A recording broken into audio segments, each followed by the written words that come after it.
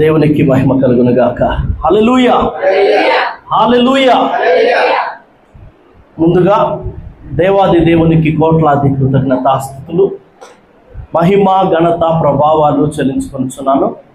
ఇక్కడున్న దైవజనులకు మీ అందరికి కూడా పేరు పేరున ప్రత్యేకమైన వందనాలు. ఈరోజు పరిశుద్ధాత్మ దేవుడు మనల్ని ప్రేమించి మనతో మాట్లాడాలని ఆశపడుతున్న సంగతులు శ్రద్ధగా వినే ప్రయత్నాన్ని మనందరం కూడా చేద్దాం. క్రైస్తవ్యంలో వివిధ రకాలైన డినామినేషన్స్ అంటే శాఖలు, సంఘాలు. అందరి విశ్వాసం ఒకటైనా, అందరూ సేవిస్తుంది ఒక ప్రభువేనైనా, అందరూ చదువుతున్న ఒక బైబిల్ అయినా కానీ సంఘ క్రమాన్ని బట్టి లేదా సంఘ స్థాపకుల, సంఘ కాపరుల బోధనను బట్టి కొన్ని అభిప్రాయ భేదాలు పరిగణలోకి తీసుకొని క్రైస్తవ్యం కొన్ని సంఘాలుగా విభాగింపబడినట్టుగా మనం చూస్తాం. వాటినే డినామినేషన్ అని మనం పిలుస్తూ ఉంటాం. ఉదాహరణకి యేసన్న గారు ప్రారంభించిన ఆ మినిస్ట్రీస్ని యేసన్న మినిస్ట్రీస్ లేదా హోసన్న మినిస్ట్రీస్ అని చెప్తూ అదొక డినామినేషన్గా మనం చూస్తూ ఉంటాం. బక్సింగయ్య గారు మొదలుపెట్టిన ఆ పరిచర్లను మనం హెబ్రోన్గా చూస్తూ ఉంటాం. వంగమూరు దేవదాసయ్య గారు మొదలుపెట్టిన దాన్ని బైబిల్ మిషన్ అని, ఇలాగా ఇక పలు రకాల ఇక్కడ ఆర్సీఎం అని చెప్పని కానీ, బ్రదర్ అని కానీ, బెరాకా అని పలు రకాల డినామినేషన్లుగా మనము క్రైస్తవ సంఘం పిలువబడ్డం చూస్తూ ఉంటాం. అయితే సార్వత్రిక సంఘం అంతటిలో ఉన్న వ్యక్తులు, క్రైస్తవులు కొందరు లెంట్ని ఆచరిస్తూ ఉంటారు. నా మాట మీకు అర్థమవుతుందా? భస్మ బుధవారంతో మొదలు పెడితే ఇంచుమించుగా ఈస్టర్ వరకు 40 రోజులు శ్రమల దినాలని పిలుస్తూ ఉపవాస దినములను చాటించి సంఘముగా, సమాజముగా కూడుకొని వారందరూ కూడా లెంట్ను ఆచరిస్తున్నట్టుగా మనకు కనిపిస్తూ ఉంటుంది. అయితే లెంట్ని జరుపుకోకూడదు అని చెప్పే ఉద్దేశం నాకు లేదు, కానీ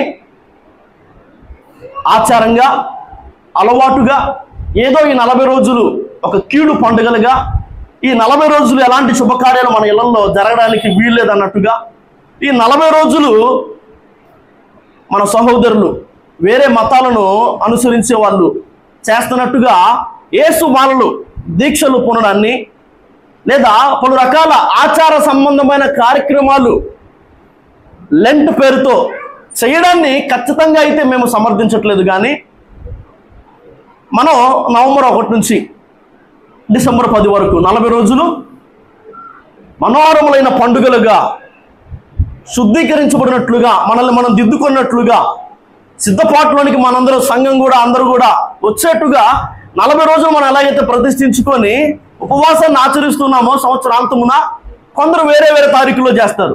మనతో పాటుగా మన చుట్టుపక్కల ఉన్న వాళ్ళే అదే నవంబర్ 20 నుంచి ఎప్పటి నుంచో చేసుకుంటారు. మరికొందరు ఇంకో రోజు, ఇంకొందరు ఇక్కడ ఇలాగ లెంట్గా చెప్పబడుతున్న ఈ 40 రోజుల్లో.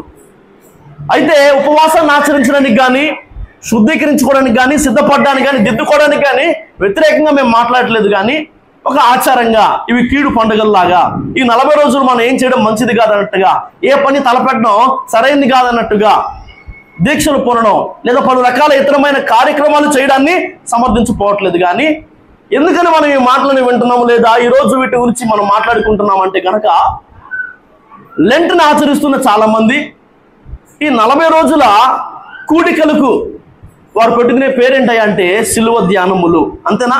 మనం కూడా కేవలం 40 రోజులు మాత్రమే కాదు, కానీ ప్రతి శుక్రవారం కూడా, ఈ రోజు కూడా శుక్రవారమే కదా, ఈ కూడికను మనం ఏమని పిలుచుకుంటున్నాం? సిలువ ధ్యాన కూడిక. అసలు ఎందుకని ఈ మాటలని మనం వింటున్నామంటే కనుక, కేవలం ఒక 40 రోజులు లేదా కేవలం ఒక శుక్రవారం మాత్రము సిలువను గురించి మనం ధ్యానించవలసిన వారం కాదు, కానీ మనము ప్రతిరోజు సిలువను గురించి ధ్యానించవలసిన వారము, ప్రతిరోజు సిలువను గురించి అతిశయించవలసిన వారము. అందుకే ఈరోజు మనం ఈ మాటలన్నీ వింటున్నాము. ఈరోజు ఈ వర్తమానానికి టైటిల్, ఈరోజు మన వాక్యాంశము సిలువ ధ్యానము. ఈరోజు మన టైటిల్ ఏంటి? సిలువ ధ్యానము. సిలువ ధ్యానం అంటే అసలు ఏంటి? సిలువను గురించి మనం ధ్యానిస్తున్నప్పుడు లేదా సిలువ ధ్యానములలో మనం చేయాల్సిందేంటి, కనిపించాల్సిందేంటి అని తెలుసుకునే ప్రయత్నంగా ఈరోజు కొన్ని మాటలు మనందరం చూద్దాం. అందుకని మొదట కొరింథీయులకు రాసిన మొదటి పత్రిక 1వ అధ్యాయము 18వ వచనాన్ని చూద్దామా?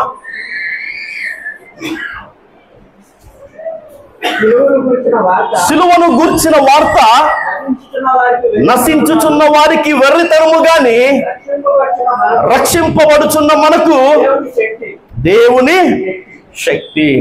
సిలువ ధ్యానము అనే వర్తమానంలో సిలువ ధ్యానములలో అది 40 రోజులు మాత్రమే కాదు, అది కేవలం శుక్రవారాలు మాత్రమే కాదు, కానీ ప్రతి దినము అనుదినము సిలువను గురించి మనం ధ్యానించవలసిన వారమే అని విన్నాం కదా. సిలువను గురించి ధ్యానించడం అంటే అసలు సిలువ ధ్యానములు అంటే ఏంటి, ఏముండాలని తెలుసుకునే ప్రయత్నంగా మొదట మనం చూస్తున్న సంగతి ఏంటంటే, సిలువను గురించిన వార్త నశించుచున్న వారికి ఎలా ఉందంట? వెర్రితనంగా ఉంది, కానీ రక్షింపబడుచున్న మనకి అదైతే దేవుని శక్తి. నశించిన దానిని వెదకి రక్షించుటకు మనుష్య కుమారుడు ఈ లోకానికి వచ్చాడు. నశించిన అన్న ఆ పదం దగ్గర ఆ వచనంలో to seek and save the last అని ఉంది. నశించిన అన్న మాట దగ్గర లాస్ట్ అన్న మాట ఉంది. అంటే దాని అర్థం చేజార్చుకున్న, పోగొట్టుకున్న, తప్పిపోయిన. కానీ ఇక్కడ 1 కొరింథీయులకు 1:18 చదువుకున్నాం కదా, సిలువను గురించిన వార్త నశించుచున్న వారికి వెర్రితనంగా ఉందని. అక్కడ నశించిన అన్న మాట దగ్గర మనకి ఇంగ్లీష్ లో కనిపిస్తున్న మాట ఏందయ్యా అంటే గనక దోస్ హు ఆర్ పెరిషింగ్ అని. Those who are perishing. Last అన్న మాట అక్కడ కనిపిస్తుంది. దాని అర్థం ఏంటంటే చేజార్చుకున్నా, పోగొట్టుకున్నా, తప్పిపోయినా. అంటే పెరిషింగ్ అన్న ఈ మాటకు అర్థం చనిపోయినా. ఆ మాట మీకు అర్థమవుతుందా? చెడిపోయినా అన్న అర్థాన్ని ఇచ్చే ఒక పదం అక్కడ ఉపయోగించడం మనం చూస్తున్నాం. ఎవరైతే చెడిపోయారో, ఎవరైతే పాడైపోయారో, ఎవరైతే రెండవ మరణాన్ని కోరుకొని ప్రేమించి స్నేహించి నాశనకరమైన మార్గములో ఆ గమ్యాన్ని చేరుకున్నట్లుగా పరిగెత్తును ఉద్దేశించి ఉన్నారో, వారు నశించిపోతున్న వారిగా కనిపిస్తున్నారు. వారికి సిలువను గురించిన వార్త ఎలా ఉందంట? వెర్రితనంలా కనిపిస్తుందంట. అయితే బైబిల్ వాళ్ళనే వెర్రులని పిలుస్తుంది. బైబిల్ వాళ్ళనే సిలువను గురించిన వార్త, సువార్త, వాక్యము కొందరికి వెర్రితనంగా కనిపిస్తుందంట. అయితే బైబిల్ వాళ్ళనే వెర్రోలని పిలుస్తుంది. ఎందుకంటే దేవుడు లేడని బుద్ధిహీనులు తమ హృదయములో ఎవరు అనుకుంటారంట? దేవుడు లేడని పలు రకాల విశ్వాసాలు ఉన్నాయి. అథిజం అని, మానిథిజం అని, పాలిథిజం అని. దేవుడు లేడని ఒకటి విశ్వాసం అయితే, దేవుళ్ళు ఉన్నారని కొందరు విశ్వాసం. మరికొందరు విశ్వాసం దేవుడే, దేవుళ్ళు. వాళ్ళలో ఒక తెగకు, ఒక కోవకు చెందిన వారే ఈ అథిస్టులు, నాస్తికులు. వారిని బైబిల్ ఏమని పిలుస్తుందంటే గనక బుద్ధిహీనులు. ఎందుకయ్యా అంటే గనక, ఉదాహరణకి ఈ ఫోన్ ఇక్కడ మీ అందరికి కనిపిస్తుందా? ఆ ఫోన్ అక్కడ ఎవరు పెట్టారు? ఒనేసిం పెట్టాడు. చర్చి కట్టేటప్పటికీ ఆ ఫోన్ అక్కడ ఉందని చెప్తే, నేను ఆ ఫోన్ అక్కడే ఉంది అని నేను చెప్తే నేను మీకు పిక్చర్లో కనిపిస్తున్నానా? ఇప్పుడు ఈ గోడలకు పెయింట్లు వేసాడు, చిన్న వాటింకు ఎవరు వేయలేదు, ఆటోమేటిక్గా గోడలకు ఆల్రెడీ పెయింటింగ్ అలా ఉందంటే అది మీకు వెర్రితనం కనిపిస్తుందా? ఈ బిల్డింగ్ని కట్టిన మేస్త్రులు ఉన్నారు, వాళ్ళకి కట్టలేదు, అది ఎప్పటి నుంచి అంతే ఉందని నేను చెప్తే. అలాగే ఈ బుద్ధిహీనులు, అలాగే ఈ నాస్తికులు మాట్లాడే మాట ఏందయ్యా అంటే, ఏ పెయింటర్ గీయకుండానే అక్కడ ఒక పెయింటింగ్, ఏ ఆర్టిస్ట్ గీయకుండానే అక్కడ ఒక బొమ్మ ఉందన్నట్టుగానే, ఏ బిల్డర్ కట్టకుండానే అక్కడ ఒక బిల్డింగ్ ఉన్నది అన్నట్టుగానే, ఈ సృష్టి అంతా కూడా సృష్టికర్త లేకుండానే దానంతరికి అదే ఉనికిలో ఉందని వారు నమ్ముతున్నారు. కాబట్టి వారిని నాస్తికులుగా లోకం పిలుస్తున్నా, వారిని బుద్ధిహీనులుగా బైబిల్ పిలుస్తుంది. అలాగే ఇంకొన్ని మాటలు కూడా ఈ బుద్ధిహీనుల గురించి రాయబడి ఉంది. సామెతల గ్రంథం 15వ అధ్యాయం 5వ వచనంలో కూడా బుద్ధిమంతుడైతే గద్దింపుకు లోపడతాడని ఉంది. బుద్ధిహీనుడైతే గద్దింపుకు ఏం చేస్తాడంట? విసుక్కుంటాడు, లోపడ్డు. నువ్వు పాపివిరా అని చెప్తే నువ్వు చేసిన పాపాన్ని బట్టి నీకు నష్టం కలిగిద్ది, నువ్వు చేసిన పాపాన్ని బట్టి నువ్వు నరకానికి వెళ్తావు, నువ్వు చేసిన పాపాన్ని బట్టి నువ్వు దేవుని ఉగ్రతకు గురవుతావు అని చెప్తే బుద్ధి కలిగిన వాడు ఏం చేస్తున్నాడంట? లోపడుతున్నాడు. దాన్ని తప్పించుకునే ప్రయత్నంగా ఏం చేయాలో దాన్ని చేస్తున్నాడు. కానీ బుద్ధిహీనుడు, బుద్ధి లేని వాడు మాత్రం నన్నే పాప అంటావా, నేనే పాపం చేశానరా, నువ్వు పాపివి, మీ అమ్మ పాపి, మీ నాన్న పాపి అని బుద్ధి లేకుండా మాట్లాడుతున్నట్టు చూస్తున్నాం మనం. నా మాట అర్థమవుతుందా? అలాగే బుద్ధిమంతుడు అపాయం వచ్చుట చూచి దాక్కుంటాడని, జ్ఞానం లేని వాడైతే యోచింపక ఆపదలో పడతాడని సామెతల గ్రంథంలో 22:3. బుద్ధిమంతుడు అయితే ఏం చేస్తాడంటే అపాయం వచ్చడాన్ని చూసి దాక్కుంటున్నాడంట. ఏం చేయాలి ఈ ఆపద నుంచి తప్పించుకోవాలంటే? అపాయం కొంచెం ఉంది కదా, దాని నుంచి తప్పించుకోవాలైతే ఏం చేయాలని ఆలోచిస్తున్నాడంట. ఆలోచించుండగా సువార్త ప్రకటించబడుతుంది. ఆ సువార్తను చక్కగా వింటున్నాడు, తప్పించుకుంటున్నాడు. నా దాగు చోటు నీవేనయ్యా అని యేసయ్య వెనక్కి వచ్చి సిలువ చాటుకు వచ్చి దాక్కుంటున్నాడు, తప్పించుకుంటున్నాడు. కానీ వెర్రివాడు ఏం చేస్తాడంట? ఆలోచించకుండా, స్పృహ లేకుండా, జ్ఞానం లేకుండా దాంట్లోకి వెళ్ళి పడుతున్నాడంట. అదే సామెతల గ్రంథము 15:24లో కూడా క్రిందనున్న పాతాళమును తప్పించుకునే వాళ్ళని బుద్ధిమంతుడు పరమునకు పోవు జీవ మార్గం నడుచుకుంటాడంట. బుద్ధి కలిగిన వాడు పాతాళాన్ని తప్పించుకోవడానికి పరములకు చేర్చే జీవ మార్గాల్లో నడుస్తున్నాడంట. బుద్ధి లేనివాడు మాత్రం నాశనముకు చేర్చే మార్గం వైపుగా పరిగెత్తుతున్నాడు. ఇలాగ ఈయన మాటలు విని వాటి చెప్పున చేయని ప్రతి వాడును ఇసుక మీద తన ఇల్లు కట్టుకున్న బుద్ధిహీనుని పోలి ఉన్నాడు అని పలు రకాల మాటలు లేఖనాలు మనకు కనిపిస్తున్నాయి. నా మాట మీకు అర్థమవుతుందా? నా మాటలు మీకు అర్థమవుతున్నాయా? అయితే మనం అర్థం చేసుకోవాల్సిన సంగతి ఏంటయ్యా అంటే గనక వీళ్ళందరి గురించి మనం ఎందుకు ఉంటున్నామంటే సిలువను గురించిన వార్త వారందరికీ ఎలా ఉందంట? వెర్రితనంగా ఉంది. కానీ రక్షింపబడుచున్న మనకు అదైతే దేవుని శక్తిగా ఉన్నది. సిలువ ధ్యానములలో ఖచ్చితంగా ఉండవలసింది సిలువను గురించిన వార్త. సిలువను గురించిన వార్త వినిపించబడాలి, సిలువను గురించిన వార్త వివరించబడాలి, సిలువను గురించిన వార్త ప్రకటించబడాలి. అది నశించిపోయే వారికి వెర్రితనమే కానీ మనకి దేవుని శక్తి. సిలువను గురించిన వార్త ప్రకటించబడడం అంటే ఏంటి? అసలు సిలువ యాగం ఆయన చేయడానికి గల కారణం ఏంటి? చాలా మంది మాట్లాడుతున్న ఒక మాట ఏందయ్యా అంటే, సందర్భం వచ్చింది కాబట్టి, సిలువను గురించి మనం ధ్యానిస్తున్నాం కాబట్టి, సిలువను గురించిన వార్త అనేకులకు వెర్రితనంగా ఎందుకు అనిపిస్తుంది అంటే, దేవుడేంది మనిషిగా 2000 సంవత్సరాల క్రితం రావడం ఏంది, వచ్చి ఓడిపోయినోడిగా, చేతగాని వాడిగా సిలువను ఎక్కడమేంది, చనిపోవడం ఏందని వాళ్ళు మాట్లాడుకుంటూ ఉన్నారు. అయితే ఒకసారి యోహాను సువార్త చూద్దాం. 10వ అధ్యాయం 18వ వచనంలో, 10వ అధ్యాయం 18వ వచనంలో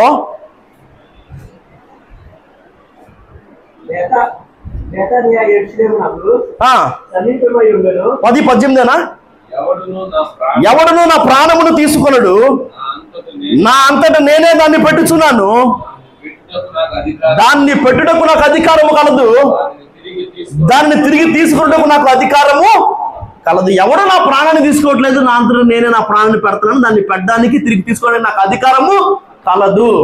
లోక పాపమును మోసుకొని పోవు దేవుని గొర్రె పిల్లగా, సర్వమానవాళి పాప పరిహారార్థ బలిగా, లోక పాపమంతటిని మోసుకొని పోయే దేవుని గొర్రె పిల్లగా దేవుడు తానే నరావతారిగా ఈ లోకానికి దిగి వచ్చాడు.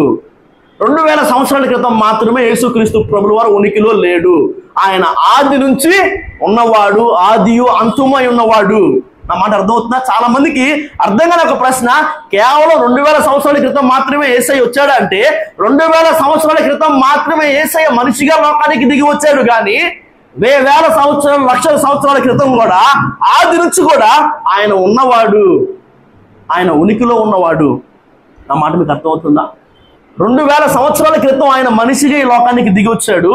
దేనికి వచ్చాడయ్యా అంటే కూడా ఆయన ఈ సిలువ యాగాన్ని జరిగించడానికే వచ్చాడు. మనము ప్రతి సంవత్సరం డిసెంబర్ 25న క్రిస్మస్ జరుపుకుంటున్నాం కదా. ఎందుకు?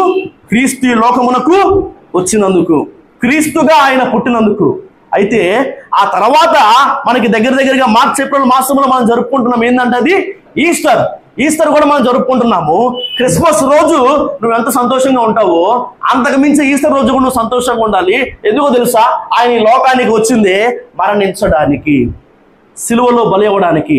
యెరూషలేము కుమార్తెలారా, మీరు నా కోసం, మీకోసం, నా కోసం ఏడవద్దు, మీకోసం, మీ పిల్లల కోసం ఏడవండి అని చెప్పాడు. నా మాట మీకు అర్థమవుతుందా? సిలువను గూర్చిన వార్త నశించుచున్న వారికి వెరితనంగా అనిపిస్తుంది. దేవుడేంది, లోకానికి రావడం ఏంది, చనిపోవడం ఏందని. కానీ యేసుక్రీస్తు ప్రభుల వారి లోకానికి దిగి వచ్చింది నీ నా స్థానంలో మరణించడానికి, నీ నా సర్వ మానవాళి పాప శిక్షను తాను భరించి మనందరినీ విమోచించడానికి, విడిపించడానికి అన్న సంగతి మనకు అర్థం కావాలి. శిలువ యాగం ద్వారంగా జరిగిన మేలేంటయ్యా అంటే చూద్దాం ఒకసారి. మనం కొలస్సీయులకు రాసిన పత్రిక 1వ అధ్యాయము శిలువ ధ్యానం అనే వర్తమానములో, శిలువ ధ్యానములలో మనకి శిలువను గురించిన వార్త ప్రకటించబడాలి, వినిపింపజేయాలి అని చూసాం కదా. ఈ శిలువ ద్వారముగా మనకు కలిగిన మేలేంటి, ప్రయోజనం ఏంటని తెలుసుకునే ప్రయత్నంగా కొలస్సీయులకు రాసిన పత్రిక 1వ అధ్యాయము 20 నుంచి 22 వచనాలు మనకి చక్కని మాటలు కనిపిస్తున్నాయి. చూద్దామా. ఆయన శిలువ రక్తము చేత సంధి చేసి ఆయన ద్వారా సమస్తమును, అవి భూలోకమందున వైనను పరలోకమందున వైనను, వాటన్నిటినీ ఆయన ద్వారా తనతో సమాధాన పరచుకునవలెనని తండ్రి అభిష్టమాయను. మరియు గత కాలం ముందు దేవునికి దూరస్తులను మీ దుష్క్రియల వలన మీ మనసులో విరోధ భావము గల వారై ఉండిన మిమ్మును కూడా తన సన్నిధిని పరిశుద్ధులుగాను, నిర్దోషులుగాను, నిరపరాధులుగాను నిలవబెట్టుటకు ఆయన మాంసయుక్తమైన దేహమందు మరణము వలన ఇప్పుడు మిమ్మును సమాధాన పరచును. మొదటిది, దేవునికి మానవునికి మధ్య సంధి జరిగింది శిలువ రక్తము చేత. రక్తము లేకుండా, రక్తము చిందించబడకుండా పాప క్షమాపణ లేదు. అయితే ఆ రక్తం కోడిదో, మేకదో, గొర్రెదో, ఎద్దుదో, మరి ఇతర ఏ జంతువుదో కాదు.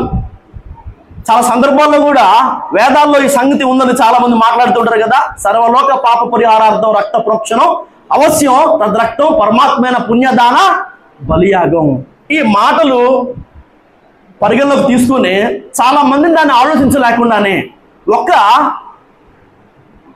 యూదుల్లోనే కాదు ప్రపంచమంతటా ఉన్న చాలా మతాలలో బలి ఒక వాడుకగా ఉండి మనం చూస్తాం.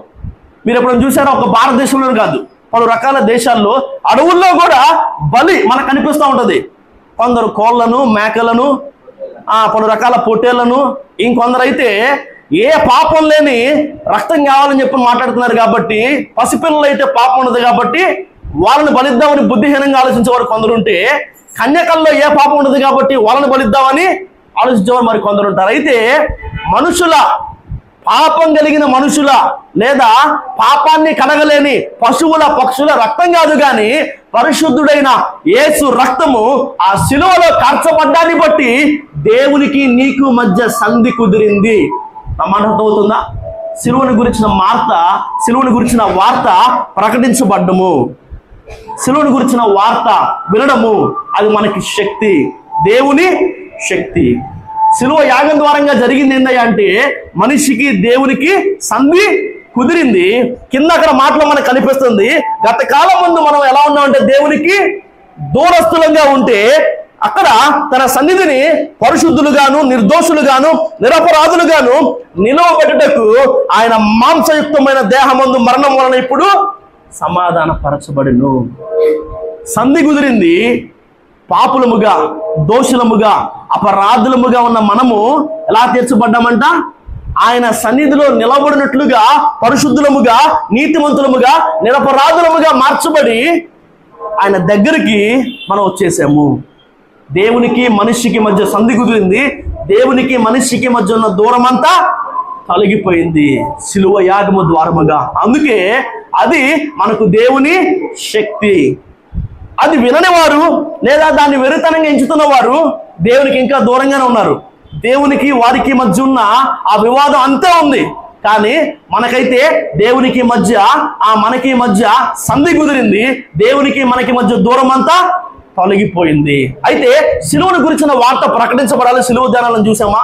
శిలువను గురించిన వార్త ప్రకటించబడుతున్నప్పుడు నువ్వు నేనేం చేయాలి? అర్థమవుతుందన్నమాట. శిలువ ధ్యానం అని ఒక టైటిల్ పెట్టుకున్నాం. ఈ శిలువ ధ్యానములలో శిలువను గురించిన వార్త ప్రకటించబడాలని చూసాం. అయితే ప్రకటించబడుతుండగా నువ్వు నేనేం చేయాలి చూద్దాం ఒకసారి. ఆ మాటలు రోమిలికి రాసిన పత్రిక 6వ అధ్యాయము, రోమిలికి రాసిన పత్రిక 6వ అధ్యాయము 3 నుంచి చూద్దామా? క్రీస్తు యేసులోనికి ఏం పొందినా?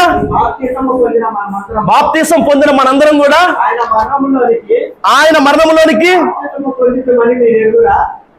బాప్తిసము పొందితిమని మీరు ఎరుగురా. 4లో ఆఖరి మాటలు చూద్దామా. మనం బాప్తిసం వలన మరణములో పాలు పొందుటకై ఆయనతో కూడా పాతి పట్టబడితిమి, మరియు ఆయన మరణం యొక్క సాదృశ్యమందు ఆయనతో ఐక్యము గలవారమైన ఎడల ఆయన పునరుద్ధానం యొక్క సాదృశ్యమందును ఆయనతో ఐక్యము గలవారమై ఉందుము. మరణం కనిపిస్తుంది, పాతి పట్టబడటం కనిపిస్తుంది, పునరుద్ధానము కనిపిస్తుంది. ఈ 3 సాదృశ్యంగా ఉన్నాయంట. ఏ పనికి? బాప్తిస్మానికి. నా మాట అర్థమవుతుందా? సిలువ ధ్యానాలకు వస్తున్న మీరు కానీ, లేదా సిలువను గురించి ధ్యానించాలని ఆశపడుతున్న వారు కానీ, సిలువ ధ్యానముల పేరట అది 40 రోజులైనా, అది ప్రతి శుక్రవారమైనా కానీ ధ్యానిస్తున్న ప్రతి ఒక్కరు కానీ, సిలువను గురించిన వార్త ప్రకటించబడుతున్నప్పుడు నువ్వు చేయాల్సిన ఒక పని ఏందయ్యా అంటే, యేసుక్రీస్తు ప్రభువు వారు నా కోసమే, నా పాపాల కోసమే ఈ లోకానికి వచ్చాడు, సిలువలో రక్తాన్ని కార్చాడు, నా కోసమే మరణించాడు, సమాధి చేయబడ్డాడు, 3వ దినమున తిరిగి లేచాడని నమ్మి నువ్వు బాప్తిస్మాన్ని పొందాలి. ఆయన మరణ పునరుద్ధానములకు సాదృశ్యంగా ఉంది బాప్తిసం. వచ్చావు, చక్కగా పాస్టర్ గారు సిలువను గురించిన వార్తను ప్రకటిస్తున్నారు, విన్నా అయిపోయింది అనుకుంటే సరిపోలేదు, కానీ విన్న నువ్వు ఏం చేయాలి? బాప్తిస్మమును పొందాలి. సిలువ ధ్యానములలో ఉండవలసినవి, సిలువ ధ్యానములలో చేయవలసినవి, సిలువను గురించిన వార్త ప్రకటించబడుతున్నప్పుడుగా విన్న నువ్వు మారు మనస్సు పొంది బాప్తిస్మాన్ని తీసుకోవాలి. మరి తీసుకుంటున్నావా? ఎన్నో ఈస్టర్లు, ఎన్నో గుడ్ ఫ్రైడేలు, ఎన్నో క్రిస్మస్లు, ఎన్నో సంవత్సరాలు వెళ్ళిపోతానే దాటిపోతానే ఉన్నాయి, కానీ రేపు రేపు రేపు రేపు అని మనం చెప్పుకుంటూనే ఉన్నాం. అసలైన సిలువ ధ్యానం నువ్వు ఎప్పుడు చేసినట్టు తెలుసా? అసలైన సిలువ ధ్యానములో నువ్వు ఎప్పుడు పాలు పొందినట్టు తెలుసా? సిలువను గురించిన వార్త ప్రకటించబడుతుండగా విని నువ్వు నమ్మి మారు మనసు పొంది బాప్తిసం తీసుకొని, అది ఆయన మరణ పునరుద్ధానముల్లో నువ్వు పాలివారు అయినప్పుడే. తర్వాత సంగతి కూడా చూద్దాం ఒకసారి. 1 కొరింథీయులకు రాసిన పత్రిక 11:26. 1 కొరింథీయులకు 11:26. మీరు ఈ రొట్టెను తిని ఈ పాత్రలోనిది త్రాగి, ఈ పాత్రలోనిది త్రాగునప్పుడల్లను ప్రభువు వచ్చే వరకు ఆయన మరణమును ప్రచురించుదురు. సిలువ ధ్యానములో మొదటి సంగతి ఏమో సిలువను గురించిన వార్త ప్రకటించబడుతున్నప్పుడు విని మారు మనసు పొంది బాప్తిస్మాన్ని తీసుకోవాలి. తర్వాత మనందరం కూడా అది ఆయన శరీరాన్ని, రొట్టెను తినుచు త్రాగుచు బలలో పాలు పొందుచు ఆయన మరణమును, ఆ సిలువను గురించిన వార్తను ప్రచురించే వారిగా ఉండాలి. ఇది మొదటి సంగతి. సిలువ ధ్యానం అంటే నువ్వు చేయాల్సింది అదే. సిలువను గురించిన వార్త ప్రకటించబడుతుంది, విని మారు మనసు పొంది బాప్తిసం తీసుకున్నావా, తర్వాత బలలో పాలు పొందాలి. ఆ రీతిగా ప్రకటించబడిన ఆ మాటను విని నువ్వు మారడమే కాదు, నువ్వు కూడా ప్రకటిస్తూ అనేకుల మార్పుకు కారణంగా ఉంటావు. రెండవ సంగతి చూద్దాం. మొదటి సంగతి మనం ఏం చూసాం? సిలువను గురించిన వార్త ప్రకటించబడాలి. మొదటి విషయం సిలువ ధ్యానములు ఏమన్నా తెలుసా? ప్రకటించబడాలి. రెండవ సంగతి చూద్దాం. లూకా సువార్త 9వ అధ్యాయం 23వ వచనం.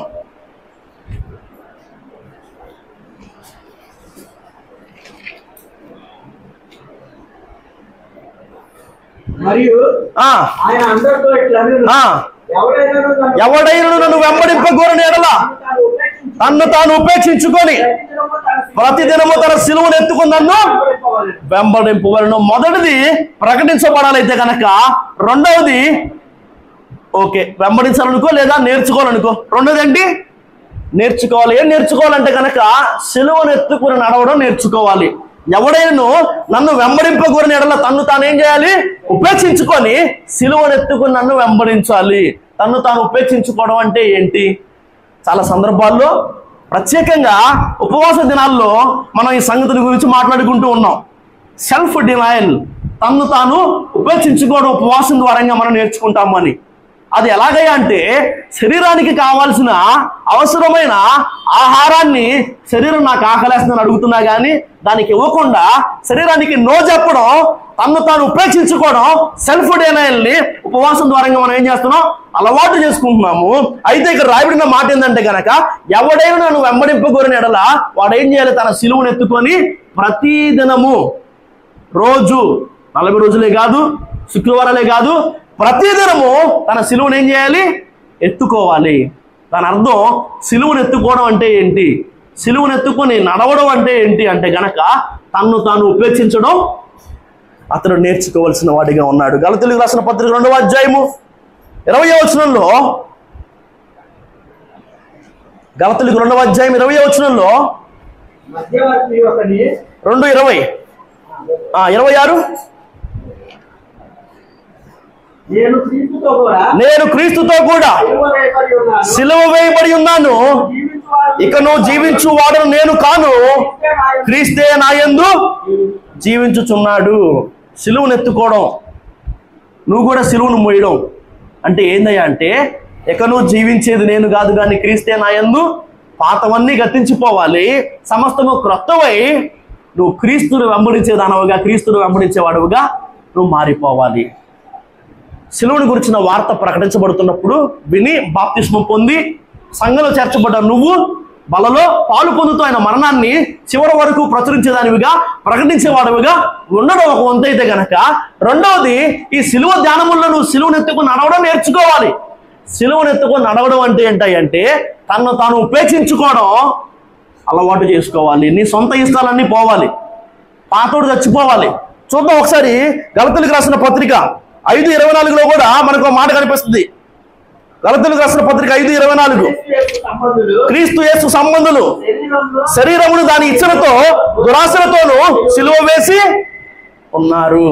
అది అక్కడ మనకు కనిపించే మాట ఏందయ్యా అంటే గనక, నేను క్రీస్తుతో కూడా సిలువ వేయబడి ఉన్నాను, ఇక జీవించేది నేను కాదు క్రీస్తే నా యందు జీవించున్నాను అన్న మాట ముందు చూసాం. ఇక్కడేమో క్రీస్తు యేసు సంబంధులు శరీరాన్ని దాని ఇచ్చలతో కూడా దురాశలతో కూడా సిలువ వేస్తారంట.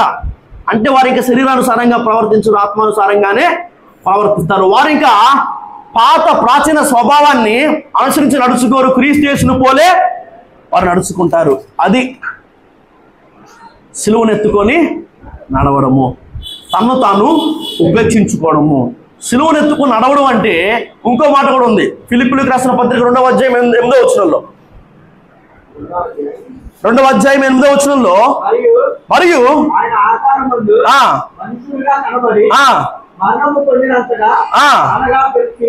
సిలువ మరణము పొందినంతగా విధేయత చూపిన వాడై తన్ను తాను తగ్గించుకోను. ఇందాక మనం చూసిన మాటలు మనకేం కనిపించింది?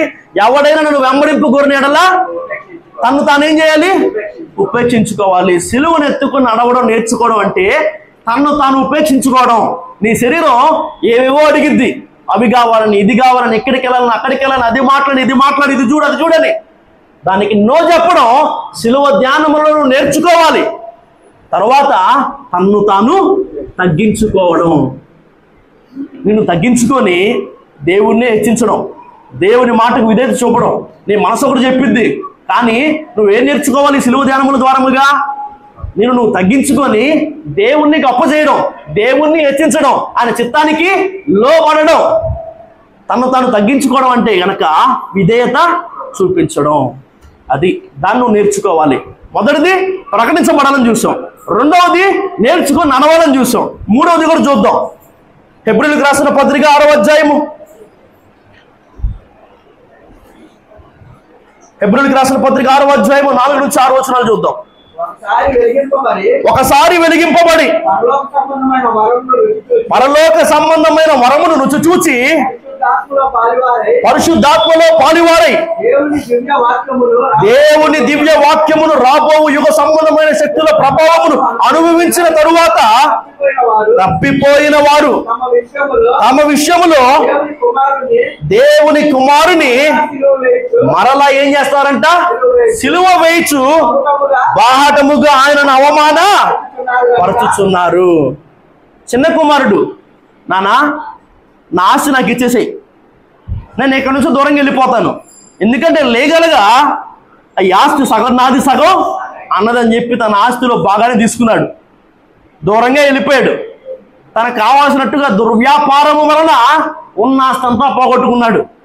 తినడానికి తిండి కూడా లేని ఒక పరిస్థితిలో, పందుల పొట్టు కూడా తినడానికి కుదరని పరిస్థితిలో తప్పు తెలుసుకొని బుద్ధి వచ్చాక, ఎక్కడైతే నేను తినడానికి కూడా అవసరం పడుతున్నాను, నా తండ్రి ఇంట అబ్బో ఎంతో మంది పనివారు ఉన్నారు, వాళ్ళకు కూడా ఆహారం సమృద్ధిగా ఉంది, కనీసం ఒక పనివాటికైనా నా తండ్రి నన్ను ఇంట చేర్చుకుంటే కడుపు నిండా రోజు అన్నం తినచ్చు కదా అని ఒక ఆలోచనతో తప్పు తెలుసుకొని బుద్ధి తెచ్చుకొని అక్కడి నుంచి లేచి తండ్రి ఇంటి వైపుగా అడుగులు వేస్తుంటే దూరంగా ఉండగానే తండ్రి ఆ కుమారుని చూసి పరిగెత్తుకుంటూ వచ్చి మెడ మీద ముద్దు పెట్టుకొని కౌగులించుకొని ప్రశస్త వస్త్రాన్ని ధరింపజేసి ఉంగరాన్ని ఇచ్చి చెప్పులు తొడిగించి ఒక పెద్ద విందు చేశాడు.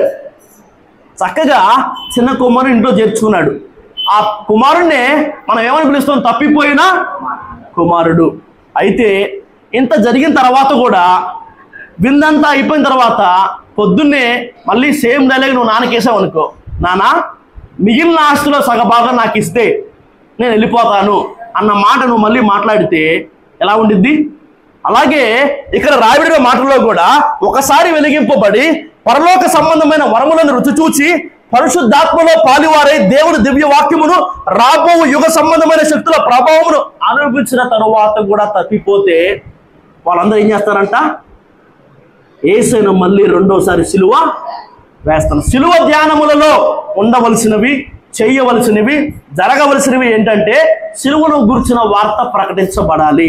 ప్రకటించబడుతుండగా నువ్వు విని మారు మనస్సు పొంది పశ్చాత్తాపడి బాప్తిస్మాన్ని తీసుకోవాలి. సంఘంలో చేర్చబడిన తరువాత వారు ఎడతెగక ప్రార్థన యందు, ఉపవాసమందు, రొట్టె విరుచుడు యందు, సహవాసమందు ఎడతెగక వారు ఉన్నట్టుగానే నువ్వేం చేయాలి? బలలో పాలు పొందాలి. ఆయన మరణాన్ని ప్రచురించే దానివిగా వాడవిగా మారాలి. రెండో సంగతి ఏంటి? అది సిలువను ఎత్తుకొని నడవడం నేర్చుకోవాలి. తనను తాను ఉపేక్షించుకోవడం, తనను తాను తగ్గించుకోవడం ఈ సిలువ ధ్యానముల్లో నువ్వు నేర్చుకోవాలి. మూడవదిగా జాగ్రత్త పడాలని చెప్పండి. మరలా ఆయన్ని సిలువ వేయకుండా నువ్వు జాగ్రత్త పడాలి. 3 రకాలైన తప్పులు ఉంటాయని మనం విన్నాం. మొదటిది తెలియకుండానే, ఇది తప్పని తెలియకుండానే చేసినోడు. రెండవది ఈ తప్పని తెలుసు ఆ పాపంతో పోరాడుతూ తన బలహీనతల వలన ఆ పాపమే గెలుస్తుంది, అతడు ఓడిపోతున్నాడు. మూడవది తప్పని తెలిసినా కానీ బుద్ధిపూర్వకంగా కావాలని పాపం చేస్తున్నాడు. తన యజమానుని చిత్తం ఎరిగిండి అలాగూ చేయని చెడ్డ దాసునికి అనేకమైన దెబ్బలు, అది ఆయన చిత్తం అని తెలియక చేసిన వాడికి కొద్ది దెబ్బలు తగులుతాయి. అది ఆయన చిత్తం అని తెలిసినా కూడా, అది పాపమని గ్రహించినా కూడా, ఇలాంటి ఒక లోతుకు వచ్చి ఇన్ని రోజులుగా నువ్వు వాక్యాన్ని వింటూ, ఇన్ని రోజులుగా ఆయన శిలువ యాగాన్ని గురించి ధ్యానిస్తూ కూడా మళ్ళీ నువ్వు అదే పాపాన్ని పదే పదే చేయడాన్ని బట్టి నువ్వేం చేస్తావు తెలుసా? మరలా ఆయన శిలువకు అప్పగిస్తున్నావు, మరలా ఆయన శిలువ వేస్తున్నావు. బుద్ధిపూర్వకంగా నువ్వు పాపం చేయడాన్ని బట్టి నువ్వు మళ్ళీ ఆయన బాహటంగా అవమానిస్తున్నావు. అలాగూ నువ్వు చేయకున్నట్లుగా జాగ్రత్త పడాలి. 3 సంగతులు: ప్రకటించబడాలి, నేర్చుకుని నడవాలి, మూడవదిగా జాగ్రత్త పడాలి. దేవుడి మాటలు దీవించును గాక. ఆమేన్.